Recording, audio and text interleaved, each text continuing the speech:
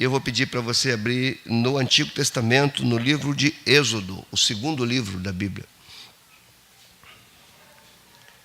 Capítulo 20.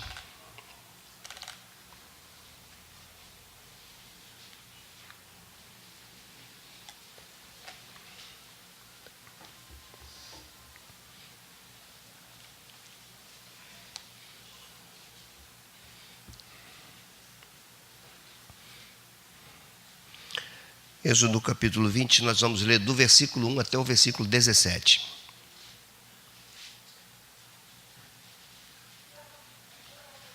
Que diz assim: Então falou Deus todas essas palavras: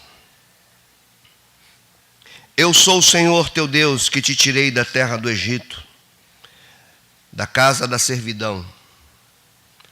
Não terás outros deuses diante de mim.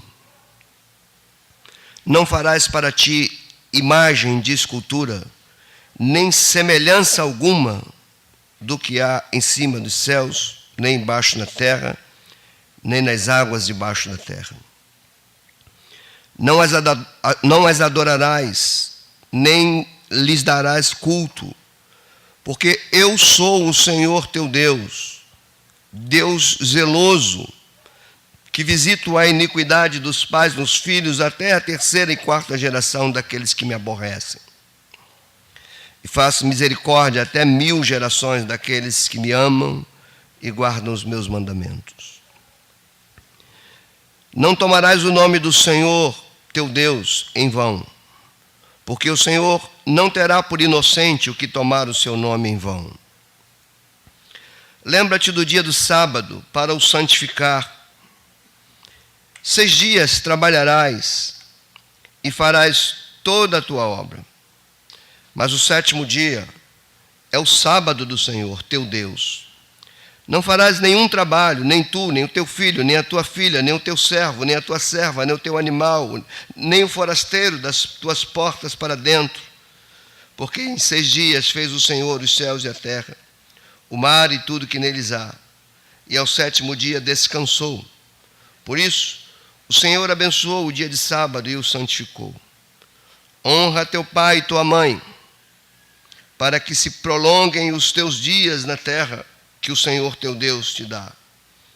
Não matarás, não adulterarás, não furtarás, não dirás falso testemunho contra o teu próximo, não cobiçarás a casa do teu próximo, não cobiçarás a mulher do teu próximo, nem o seu servo, nem a sua serva, nem o seu boi, nem o seu jumento, nem coisa alguma que pertença ao teu próximo.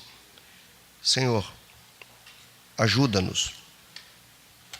Estamos diante da tua palavra com temor, com reverência e com profundo desejo de entender o que tu queres falar conosco por meio dessas palavras. Aqui estou junto com meus irmãos. Eu como porta-voz da tua palavra e eles confiando que será a tua santa palavra que será dirigida a nós. Senhor, tu sabes das minhas limitações. Eu te peço que eu esteja pregando debaixo da autoridade da tua unção, pelo poder do teu Espírito. E que as palavras aqui pregadas, Senhor, encontrem corações trabalhados pelo teu Espírito. Quebra, Senhor, as resistências do coração atingido pelo pecado. Quebra, Senhor, as resistências nas estruturas mentais. E que a tua palavra possa encontrar aqui mentes e corações regenerados, abertos, para ouvir, para entender, para crer, para obedecer e para proclamá-la, Senhor. Assim, oro junto com meus irmãos e te agradeço, em nome de Jesus. Amém. Nós estamos diante, talvez, de um dos textos mais negligenciados pela igreja hoje. Estamos diante de um texto, talvez, um dos menos lidos pela igreja. estamos diante de um texto que dificilmente tem atraído as pessoas para ele. Diante de um texto que raramente é pregado na igreja, raramente ensinado, raramente exposto. E nós não percebemos o prejuízo, por assim dizer, de estarmos distantes desta palavra. Achamos que o que aqui está escrito nada tem a ver conosco. Achamos que isso aqui é coisa de lá e não mais de cá. Só que nós nunca encontramos respaldo para esse pensamento no Novo Testamento. Jesus falou que não veio para destruí-la, para cumpri-la.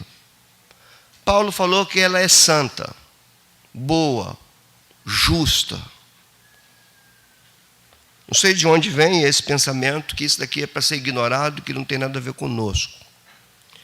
A falta dessas palavras no direcionamento da vida cristã é que tem levado, aos poucos, a igreja a deixar de ser sal da terra e luz do mundo.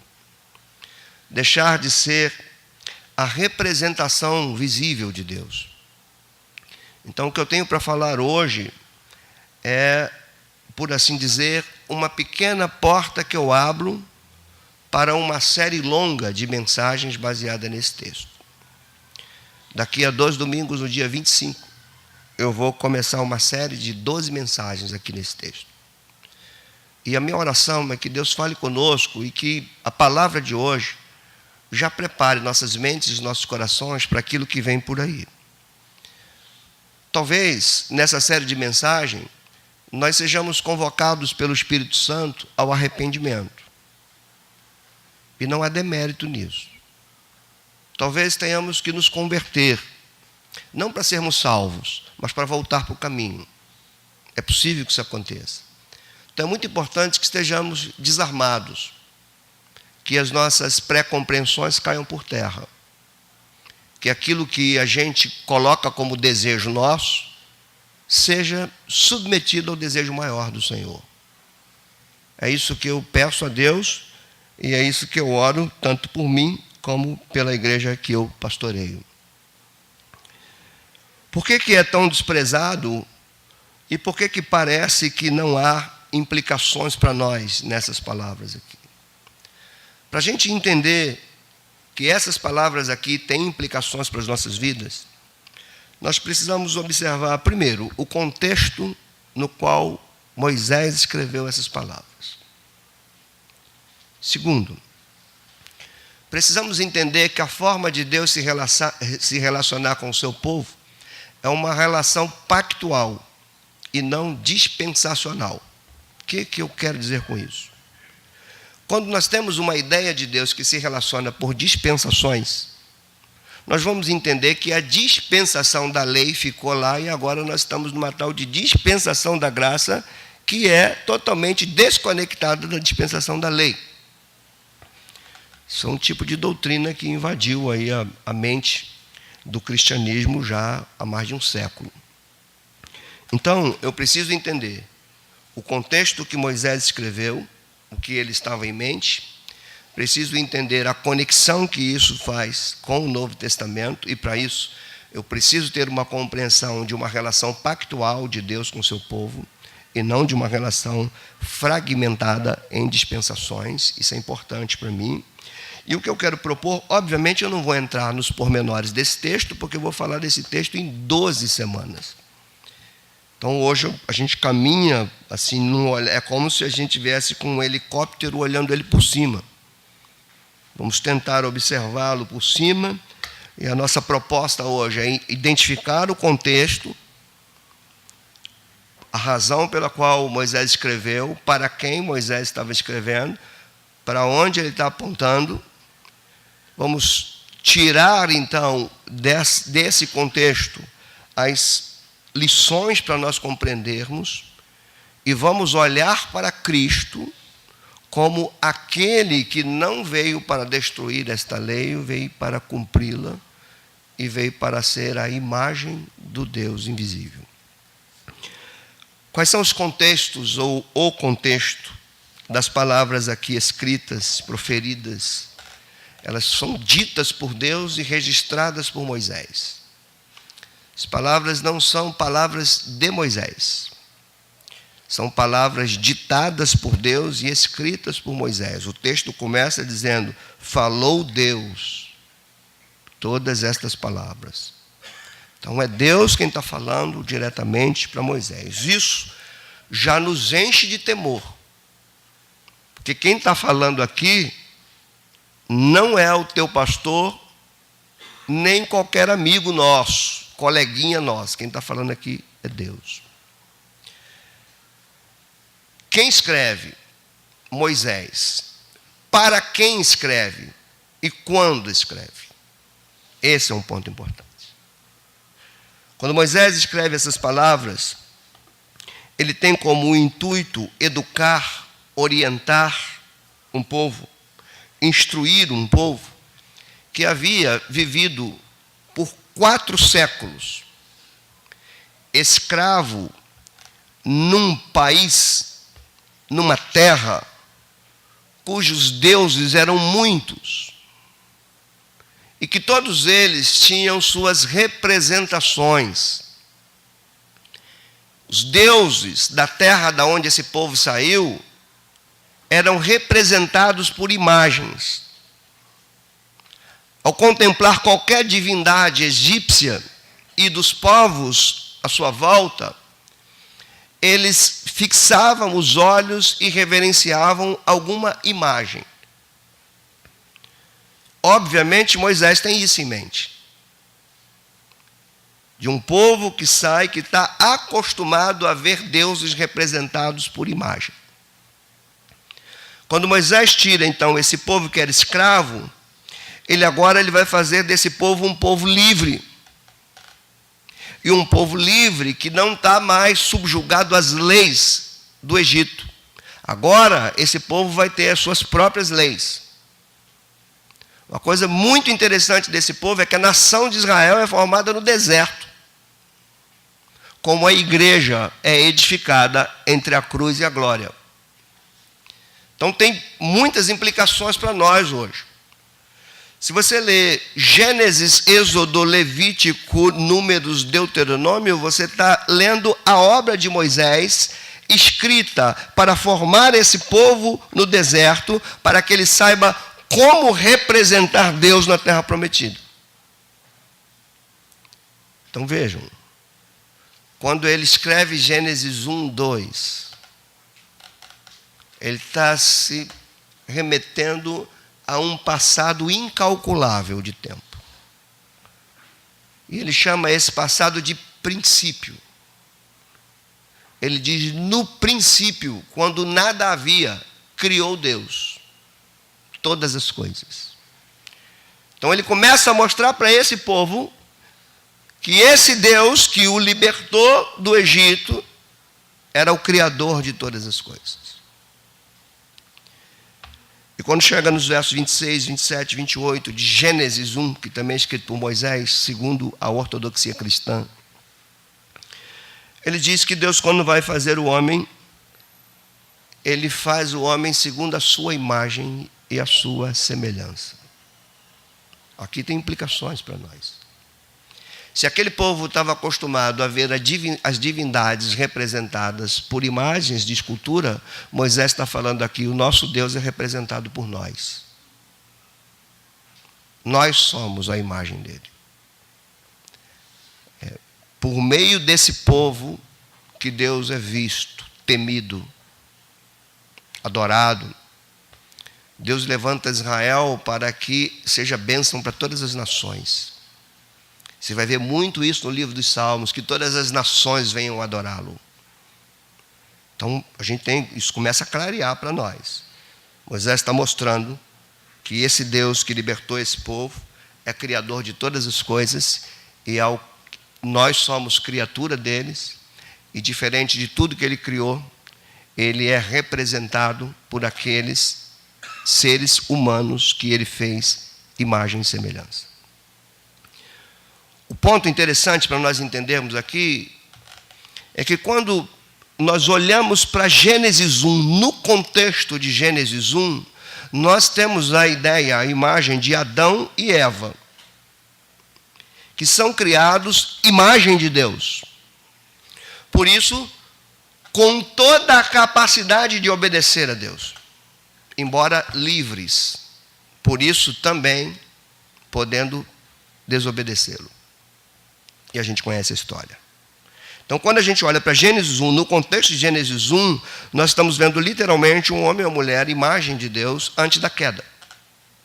O problema é que quando Moisés escreve esse livro, um tempo incalculável já passou deste princípio que ele menciona até o momento dele no deserto, escrevendo e educando esse povo, dando leis a esse povo. Isso quer dizer que a imagem que foi criada lá no Éden já havia sido deformada pela queda.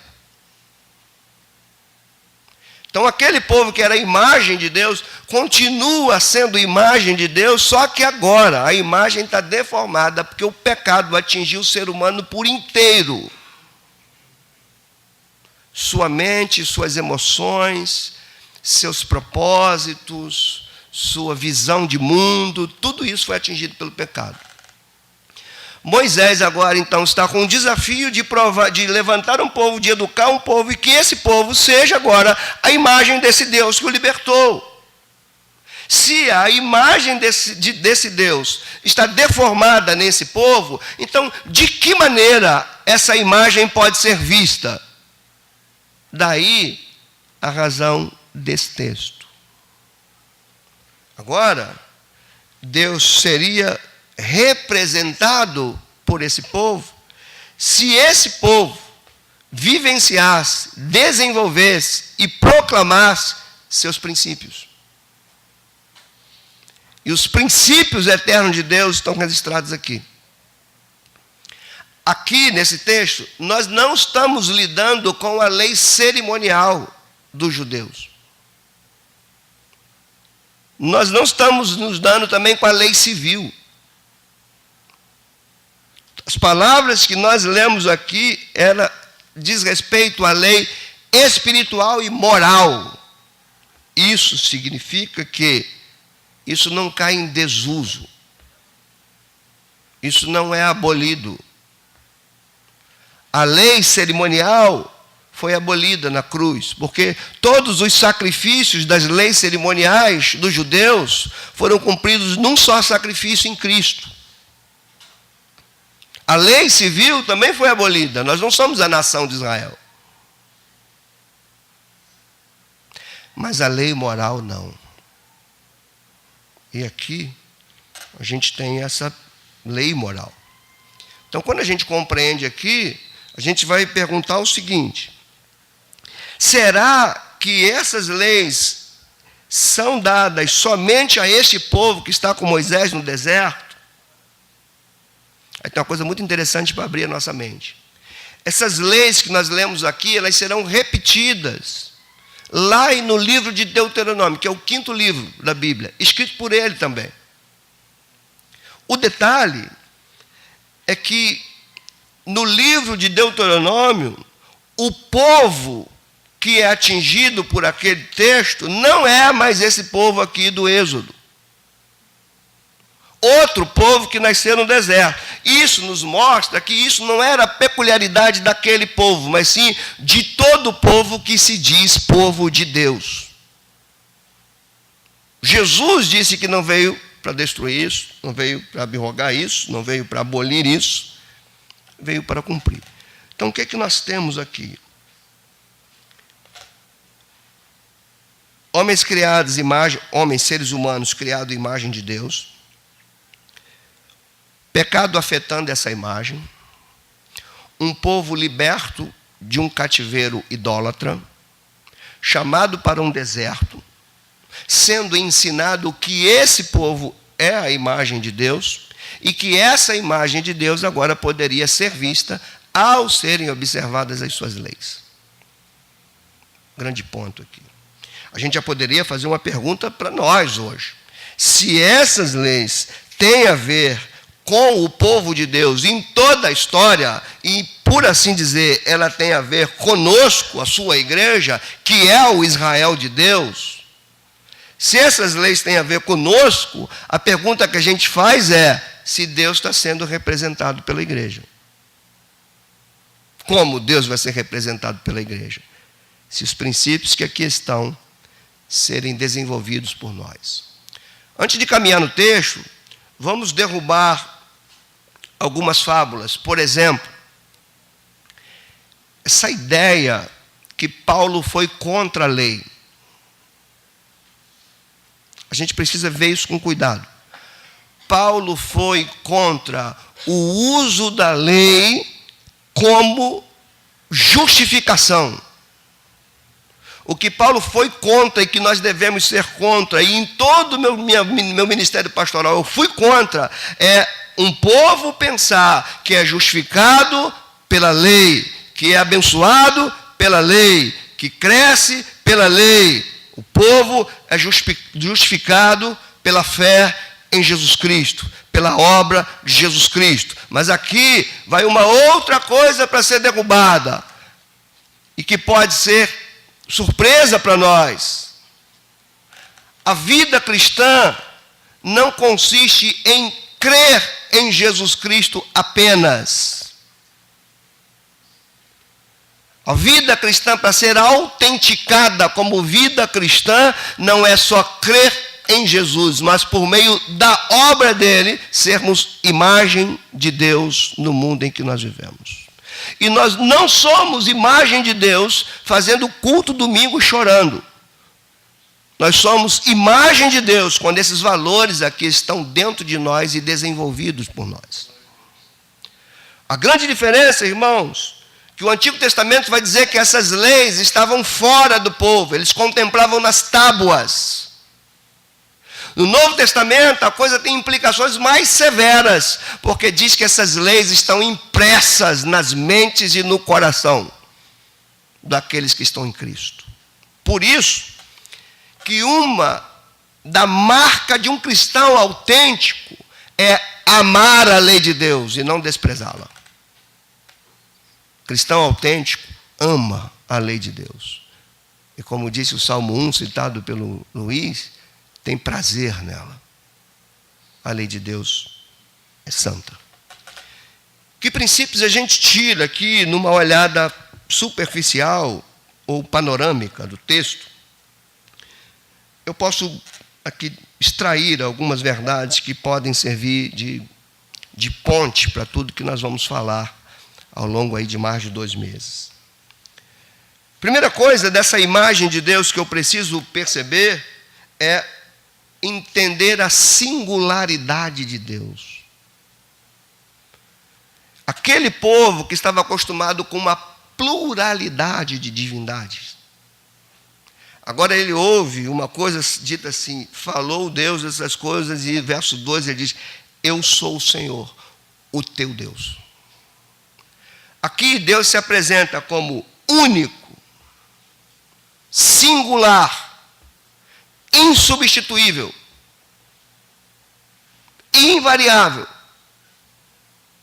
Então a primeira questão, a primeira lição que eu preciso compreender para que a imagem de Deus seja vista em nós é perguntar para mim se Ele tem sido o único, o primeiro, o que está acima de tudo, o meu Deus,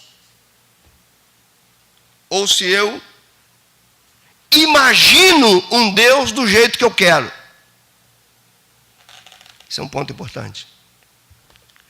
Interessante, irmãos, que isso aqui Moisés escreve para os adultos e ordena que os adultos ensinem aos seus filhos, para que seus filhos ensinam aos seus filhos, e que todas as gerações que venham entendam que Ele é o único Deus, que não pode ser trocado. Não podemos colocar nada no lugar dele. Então, esse é um ponto significativo. Segundo, entender que esse Deus é o Deus da redenção. Olha como que ele se apresenta. Eu sou o Deus que te tirei da terra do Egito. O Deus que te libertou, que te redimiu, que te arrancou da escravidão. Então, o que nós precisamos compreender para sermos imagem de Deus? Que Ele é único e olhar para Ele como nosso Redentor. Por isso, irmãos, por que que esse povo aqui tinha que celebrar a Páscoa? Para lembrar esse mandamento: eu sou o Senhor teu Deus que te tirei da terra do Egito. Por que que o povo de Deus hoje tem que participar do sacramento da ceia? Para lembrar: eu sou o Senhor que me derramei por vocês na cruz. Não há outro. Assim como o povo de Israel desonrava a imagem de Deus ao banalizar a Páscoa, nós desonramos a imagem de Deus quando banalizamos a ceia, porque não lembramos do nosso Redentor. Eu falei que talvez nós sejamos convocados a arrependimento. E não tem como nos arrepender sem reconhecer. Nós reconhecemos, admitimos. Como diz Davi no Salmo 51, meu pecado está constantemente diante dos meus olhos. Aí ele diz: eu pequei contra ti, Senhor. Contra ti somente pequei. Quando a gente começar a entender que o pecado prioritariamente atinge Deus, que nosso pecado é contra Deus, aí a gente começa a ter um pensamento um pouco diferente disso, para reconhecê-lo e, uma vez reconhecer, confessar e abandonar. Todas as vezes que Israel sofreu uma reforma espiritual, a ceia era restituída. Por quê? Porque eles redescobriam a lei de Deus. Ao redescobrir a lei de Deus, reconheciam seus pecados. Quando reconheciam seus pecados, se arrependiam, lembravam da redenção e iam celebrar a Páscoa. Enquanto, irmãos, o churrasco de domingo nos tirar da mesa do Senhor, é porque a imagem dele está sendo desonrada pelo seu povo. Eu falo isso com temor no meu coração. Estou diante da palavra dele. Eu te tirei da terra do Egito, da onde você era escravo. Sabe que é uma coisa interessante, irmãos, que Paulo vai dizer aos romanos que tudo que foi escrito para o nosso proveito foi escrito. Esse povo que foi tirado da escravidão do Egito para ser imagem de Deus, teve saudade do Egito. E queria voltar para lá para desfrutar dos prazeres do Egito. Quando você é povo de Deus, lavado pelo sangue de Jesus, redimido pela obra da cruz, feito povo de Deus junto com outros irmãos teus, quando você e eu somos libertos do império das trevas e passamos a ter saudades desse império, saudades desse mundo, para desfrutar o prazer deste mundo, nós estamos desonrando a imagem de Deus em nós. Porque quando Deus nos cria, Ele não cria para nos tirar o prazer. Você já parou para contemplar a beleza do Éden? Não cabe na nossa mente. Deus falou: isso aqui é tudo para vocês desfrutarem. Águas, aromas, flores, frutas, tudo bom. Harmonia cósmica, tudo para vocês. Isso quer dizer que quando Deus nos cria, Ele não nos tira do prazer, mas Ele nos ensina que o prazer é nele. Desfrutar de tudo que Ele nos dá, sem colocar tudo que Ele nos dá no lugar dele.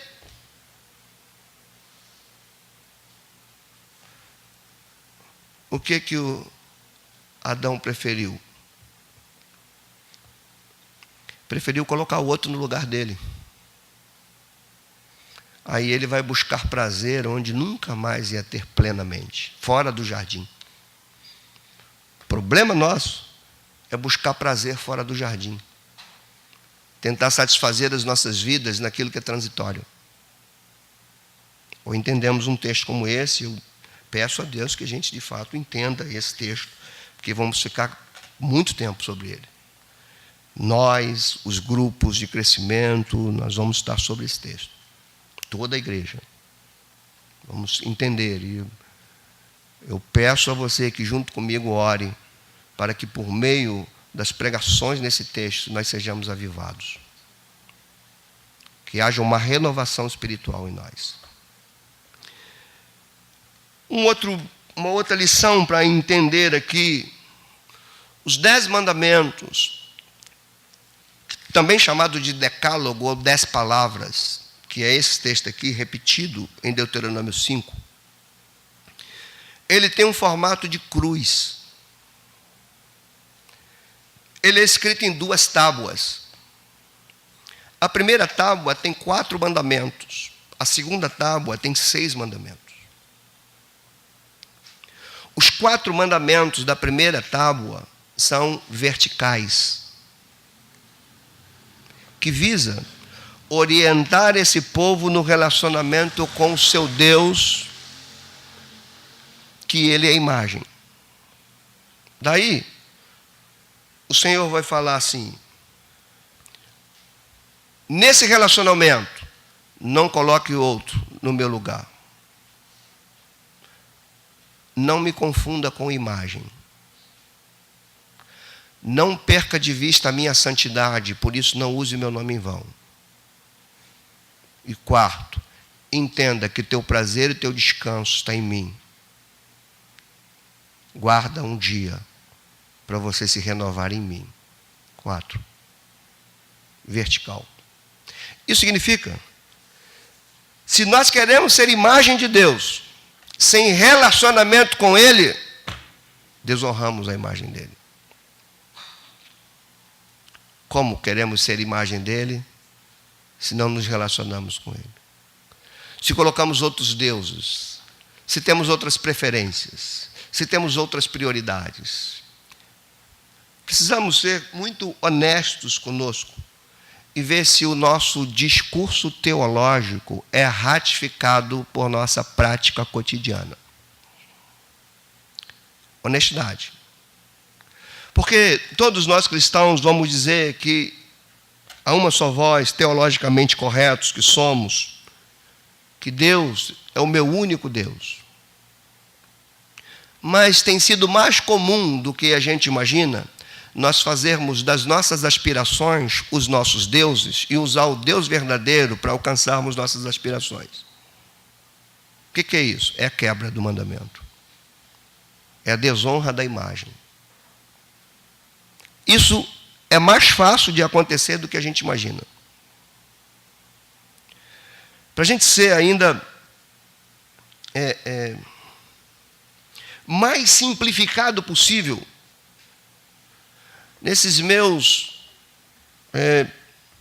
25 anos de ministério pastoral, fora tantos anos envolvidos com o ministério na igreja, eu tenho visto Deus ser trocado por namorado, por namorada, por balada, por emprego, por estudos, por faculdades.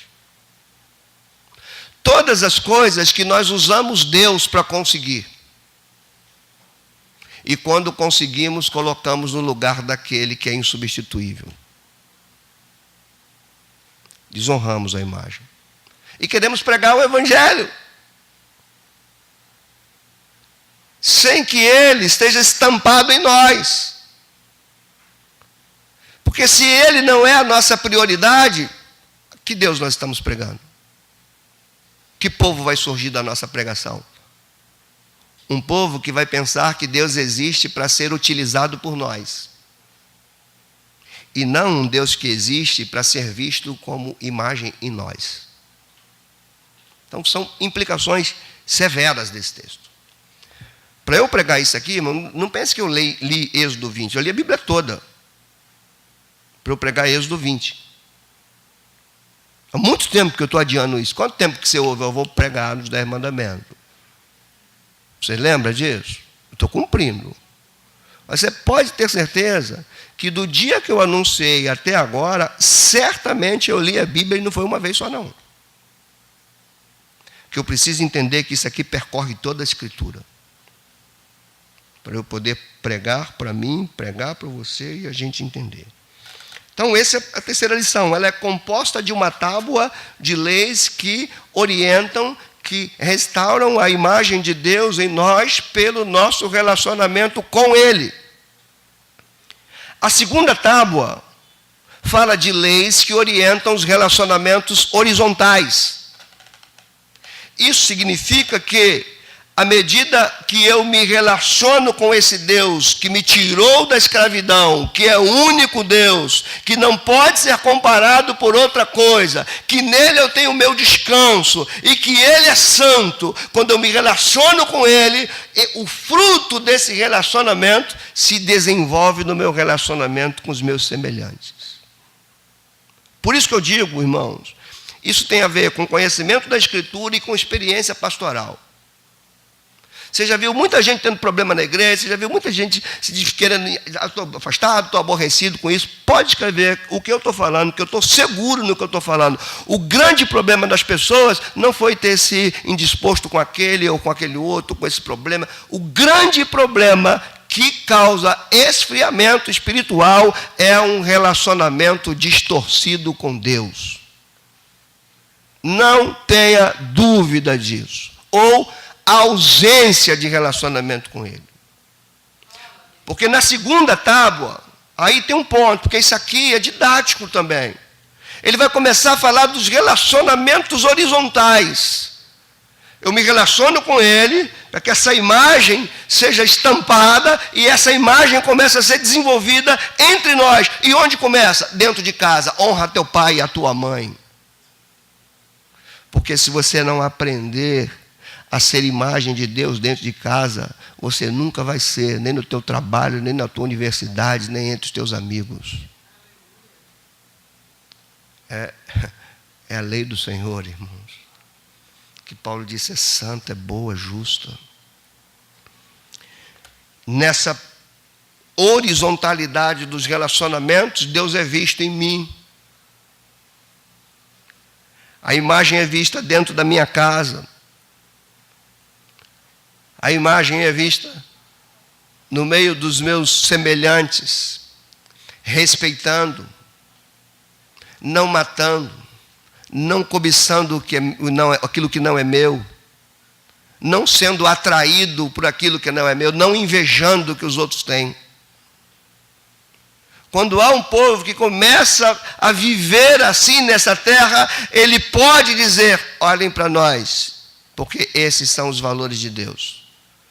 Nós somos a imagem dele.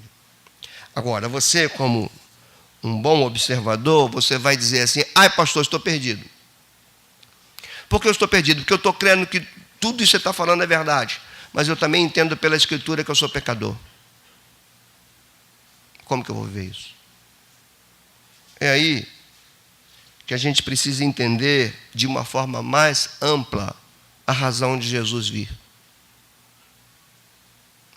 Jesus veio para nos levar para o céu. O que você acha? Se ele veio para nos levar para o céu, por que você está aqui? Por que a igreja está aqui? Se ele veio para levar o homem para o céu, por que ele criou a terra?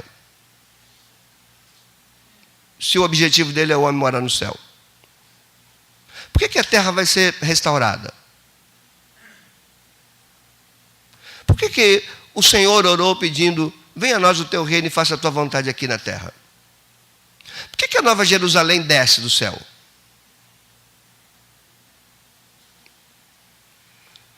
Qual é a razão de Jesus vir? A gente vai remontar a Êxodo. Ele veio para nos tirar do cativeiro, da idolatria, para colocar em nós a imagem de Deus, para que através desse povo redimido, Deus seja visto. A diferença de lá e aqui é que as leis lá estavam fora e as leis aqui estão dentro de nós, se é que estamos em Cristo. Porque Presta bem atenção, irmãos. Teologicamente é incompatível Deus estar em Cristo e a lei de Deus não está em mim. Porque assim eu ia dizer que as leis de Deus não estão em Cristo. Se Ele está em mim e as leis de Deus não estão em mim, então eu não estou em Cristo. Se eu digo que Cristo está em mim e que eu estou em Cristo, como disse Paulo, eu estou crucificado com Ele. Não vivo mais eu. Se nós entendemos que a igreja é o corpo dele, e a gente, ao invés de amar a lei de Deus, nós amamos as coisas que desonram a lei de Deus, então tem alguma coisa errada nessa teologia. Algo não está batendo.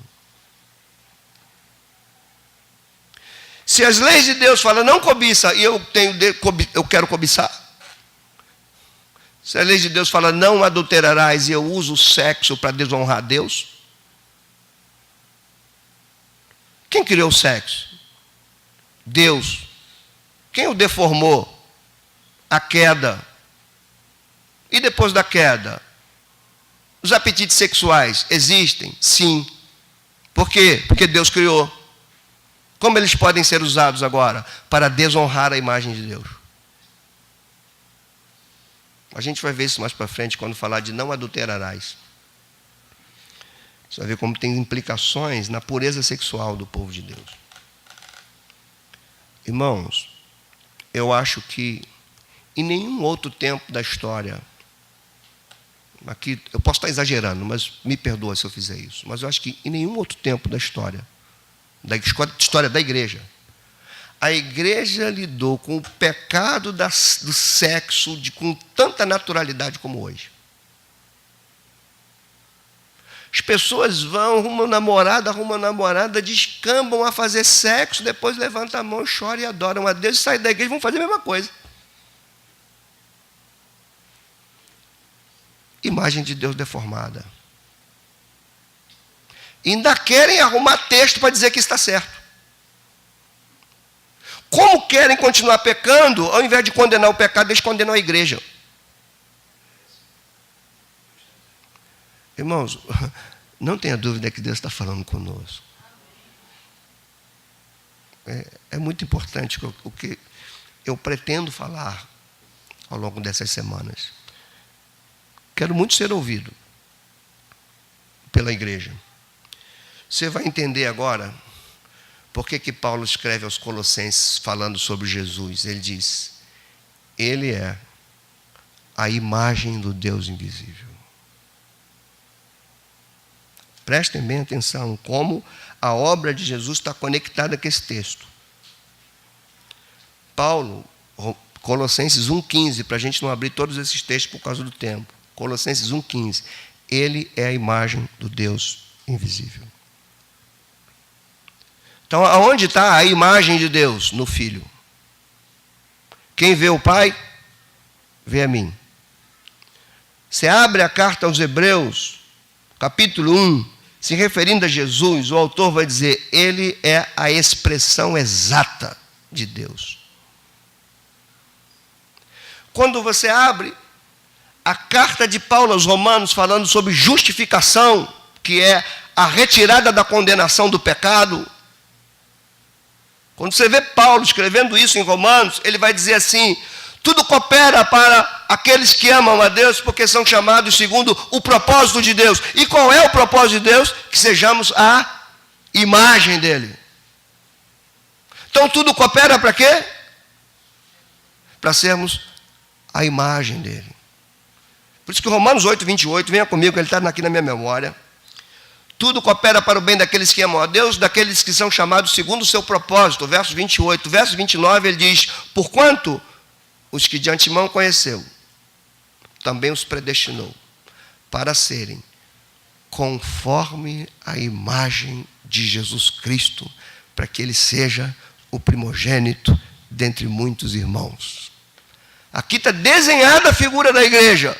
O que é a igreja? Uma família de muitos filhos com a imagem do seu primogênito, que por sua vez é a imagem do Deus invisível. Agora, então como que essa imagem é vista? não é declarando, não é com frases decoradas, não é com teses teológicas.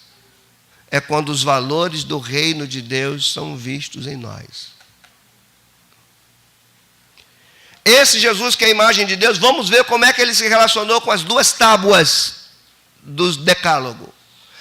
Como eu disse para vocês, a primeira tábua, relacionamento vertical. Como era o relacionamento vertical de Jesus? Mateus 14, 23, não abra. Se quiser anotar, anota. Se confia na minha memória. Mateus 14, 23. E despedindo as multidões, subiu ao monte para orar e lá ficou sozinho, orando a Deus. O que é isso? Relacionamento vertical. João 8, 29. O Pai está comigo, não me deixou só, porque eu faço sempre o que lhe agrada. O que é isso? Relacionamento vertical. Mateus 4. Transforma as pedras em pães. Jogue-se daqui para baixo. Está escrito que os anjos te sustentam para não tropeçar. Também está escrito. Também está escrito. Também está escrito. O que é isso? Relacionamento vertical. Por ele se relacionar com Deus, ele era o exemplo do relacionamento com o próximo. Segunda tábua, horizontal. Vendo Jesus, a multidão se compadeceu dela. Aprendei de mim que sou manso e humilde. Como ele relacionou com os seus, ensinando eles a observarem, a olhar, a perceber. Aqueles discípulos viram ele ser traído, ser abandonado, ser injustiçado. E qual foi a relação dele? Ou melhor, a reação dele, quando era injustiçado, quando era abandonado, quando não era ouvido. A segunda tábua do decálogo estava nele. Imagem do Deus invisível. Tanto no seu relacionamento vertical, como no seu relacionamento horizontal. Mas pastor, então como isso pode ser visto em nós? Filipenses 2. Tende em vós o mesmo sentimento que houve nele. Aqui, Filipenses 2 nos ensina um caminho de descida. Sendo Deus, não considerou ser igual a Deus. Antes a si mesmo se esvaziou, se tornou-se semelhança de homens, e sendo reconhecido em figura humana. Ele foi homem, servo, obediente e morto. Pelo que também Deus o exaltou e deu um nome que está sobre todo nome, para que ao nome de Jesus se dobre todos os joelhos no céu, na terra e debaixo da terra, e toda língua confesse que Jesus Cristo é o Senhor, para a glória daquele que Ele é a imagem. Irmãos, para que essa imagem seja vista em nós, nós precisamos observar as duas tábuas do decálogo, para dar sentido à nossa salvação.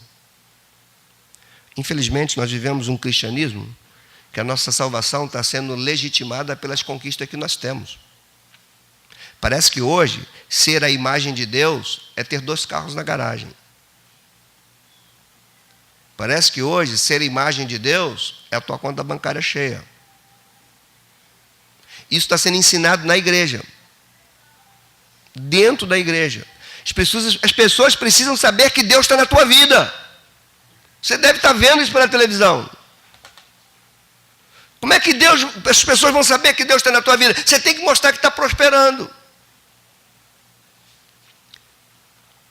E como que as pessoas vão saber que Deus está na vida da igreja? quando Ele é o primeiro, quando Ele não é substituído, quando a santidade dEle é honrada, quando o nosso descanso vem dEle, quando através do relacionamento com Ele, nós honramos pai e mãe, nós não matamos, nós não adulteramos, nós não cobiçamos.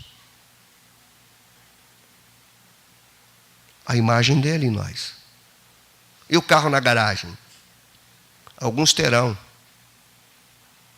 novos, outros terão mais usados, e outros não terão, mas todos serão imagem de Deus.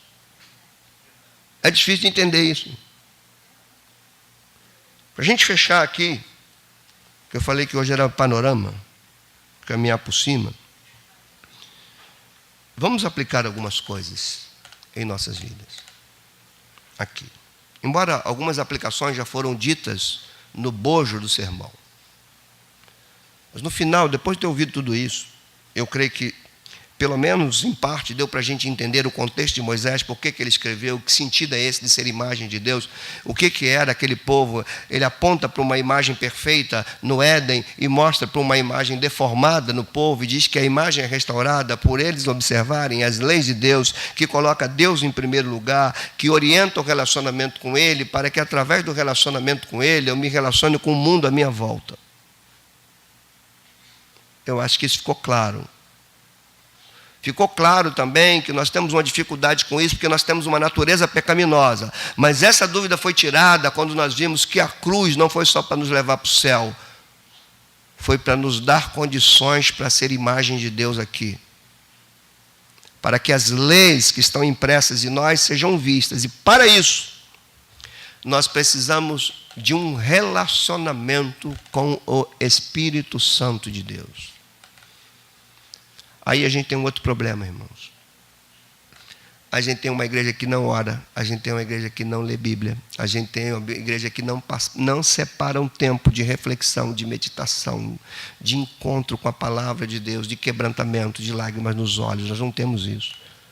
Nós temos tempo para ver jogo, para ver o VT do jogo, para ver o jogo que gravou, para ir para a praia, para fazer aquilo outro, para estar com os amigos, para estar com os colegas, para ir para o encontro, para comer pizza. A gente tem tempo para tudo isso, para um trabalho. Aí a gente tem o trabalho e fala, eu não estou com tempo mais nada, mas aí a gente surge a oportunidade de um outro trabalho que vai aumentar a nossa renda. A gente emenda outro trabalho, a gente tem 2 trabalhos, a gente trabalha sábado, se preciso for, trabalha domingo. Aí no domingo a gente não vem mais, porque a gente não tem tempo, porque a gente está cansado, e a gente vai embora e a gente quer ser imagem de Deus.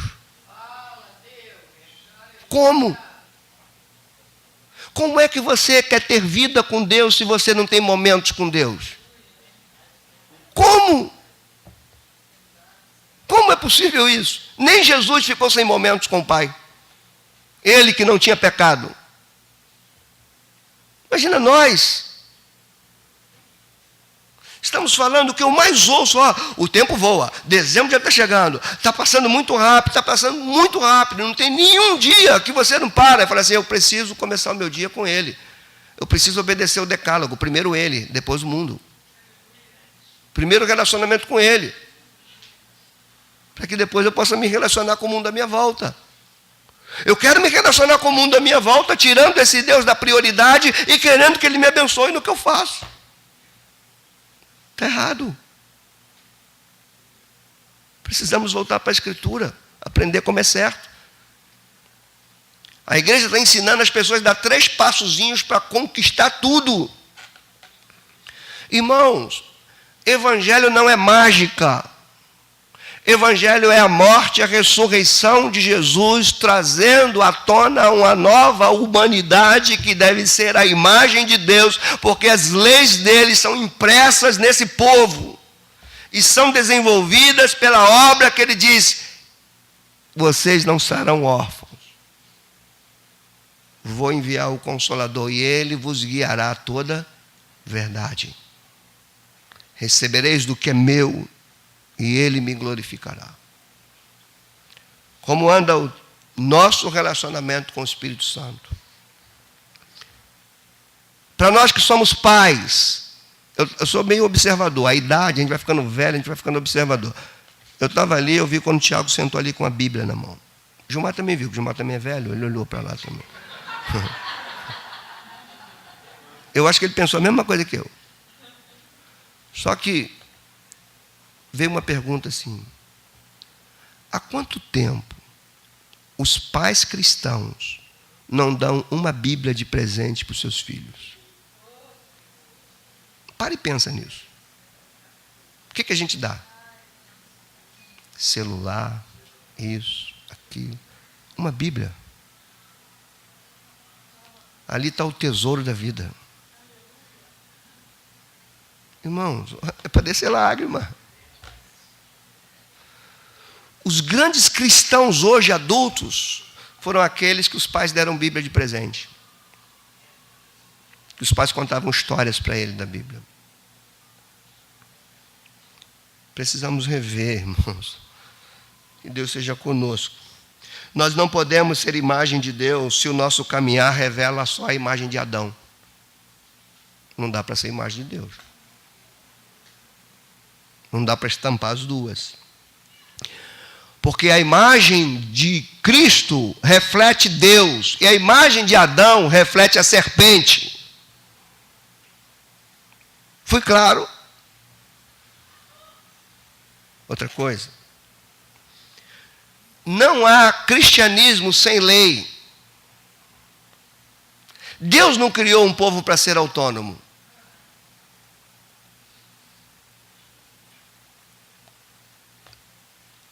Deus nunca criou sem lei. Até a natureza que Ele criou tem suas leis. Como que nós não vamos ter as leis de Deus para seguir? Como é que você comete um suicídio espiritual na tua vida? Abandonando as leis de Deus. Então não existe cristianismo sem lei. Cristo não veio para promover uma sociedade sem lei e moral. Cristo veio para que um povo seja recriado, para que esse povo seja enviado para o mundo do qual ele foi tirado. Cristo nos tira do império das trevas desse mundo, coloca dentro de nós as leis de Deus, envia o seu Espírito e nos envia para o mundo da onde nós somos tirados. Para que nesse mundo nós possamos ser representatividade dele. Outra coisa, devemos olhar para nós mesmos. E aqui está inserido todos nós, inclusive quem fala. E reparar no mundo caído à nossa volta. Você vê isso todo dia. Essa novela da Globo mostra o cara beijando a mãe e depois beija a filha. Diante dos nossos olhos isso. Uma total desfiguração dessa lei aqui. E uma total desonra a uma instituição criada por ele chamada família. E é a emissora mais vista. Precisamos começar a ter esse olhar crítico. Às vezes eu fico chato lá em casa, falo assim, eu não suporto ver isso.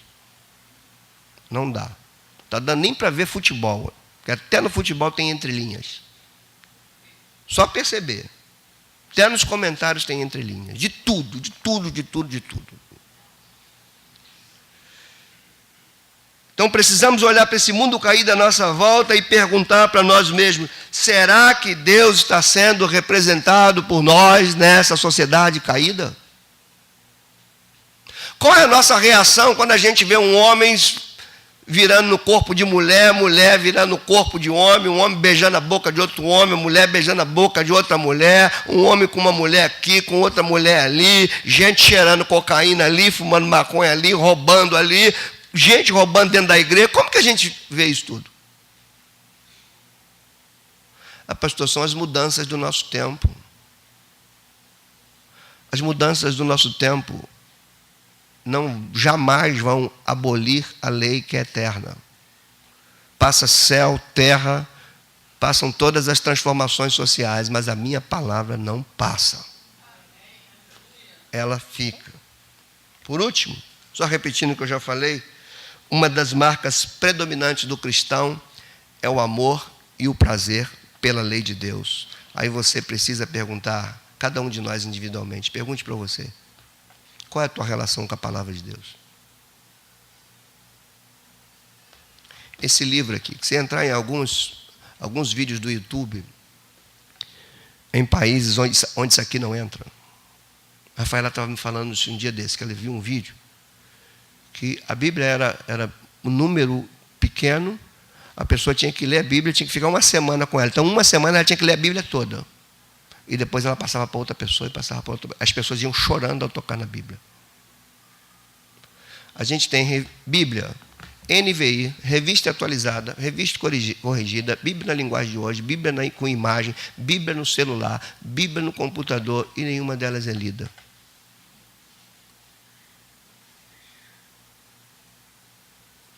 Pelo menos não é lida como deveria ser lida. Como?